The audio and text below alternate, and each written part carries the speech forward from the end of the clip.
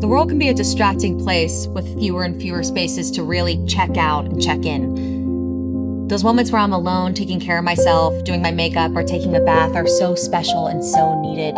It's where I get to be alone with my thoughts. Well, not completely alone, because today I'm going to let you in on all of those thoughts that run through my mind when I'm present with myself and only myself. And, well, all of you viewers.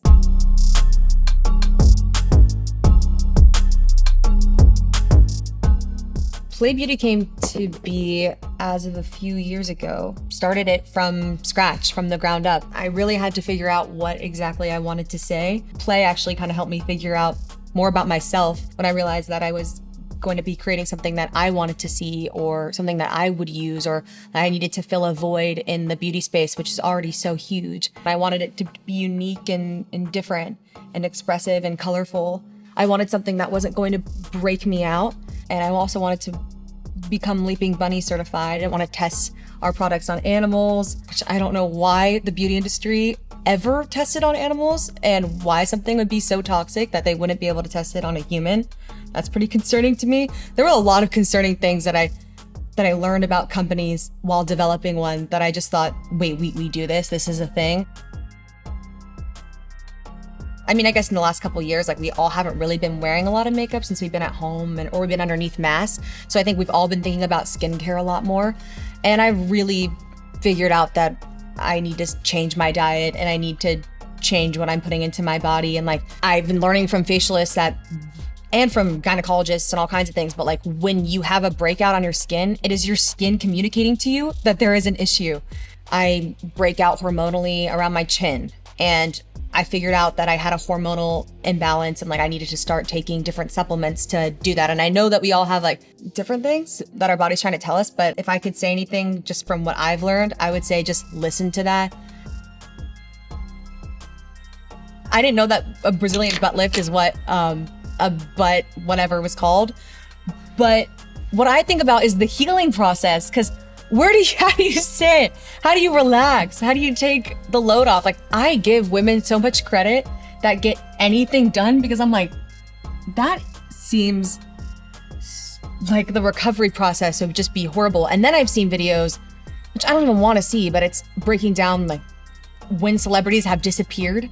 So when they would have gotten what work done or what would have happened. And I just find that fact that people break that down and take the time is just, it's insane to me. People are detectives on everything. I always forget like what the hell this looks like when I'm doing it when I'm alone. And then when people are watching, okay. I get a lot of brow tips from different makeup artists. Like, I just love hearing what they have to say about brows. And a lot of them recently have just told me not to touch them. And I feel like those are people's biggest regrets, is just going too far into the brow waxing. I'm not a morning person and I'm not a night person. So I guess I'm like a midday person, which nobody really talks about. I am more of a morning person though. I just pass out at night. Like, I turn on a show and I'm just asleep. Like, the second my head hits the pillow, I'm asleep. Love Life. I'm watching that show on HBO. And 9 Perfect Strangers. Each character is just so distinct and hilarious, and I think every actor brings something so different and is just so talented. My mom was a huge Real Housewives fan. I would just watch a lot of Andy Cohen. Like, I think Watch What Happens Live is one of the most honest talk shows that not a lot of people talk about, but I love Andy Cohen plays this game, Plead the Fifth, and he asks like the hardest hitting questions as far as someone's personal life that I would never have the balls to ask.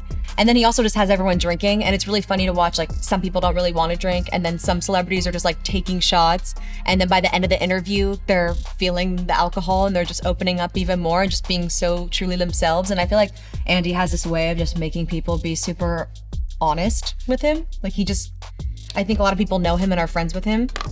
So I like that show. And then I would watch the UK Love Island, but I had to stop because I really got addicted to that show. The Cobra Kai set vibe is one of the most fun sets I've ever been on, and I've definitely lied before in interviews and said, oh yeah, we're like a family. And then I've kind of regretted it because we're not. And I think a lot of people say that, but this show, we're genuinely like family and we all really are best friends. And like even Ralph Macchio had his 60th birthday this season and he made sure that each and every one of us from the cast could be there.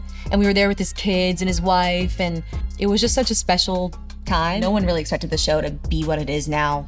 Since going to Netflix, and the way fans have received the show has been so mind-blowing. And Cobra Kai went to Netflix over COVID. So we were just in quarantine like everyone else. And then all of a sudden the show is #1 and it was just a wild experience. Yeah, unfortunately when doing that much karate or doing that many stunt scenes, like something is just bound to happen, and nothing really huge has happened, but my hand definitely has slipped and has accidentally hit Mary during the show, and she's so kind about it because obviously it's not intentional and things just happen. Luckily, we have to have fake bruises and like fake blood and fake makeup. So if we do get hit, we just kind of go along with it in makeup, and then we just make it a little darker. And then if we have to match it the next week, we do with makeup. I've actually never told anyone this before.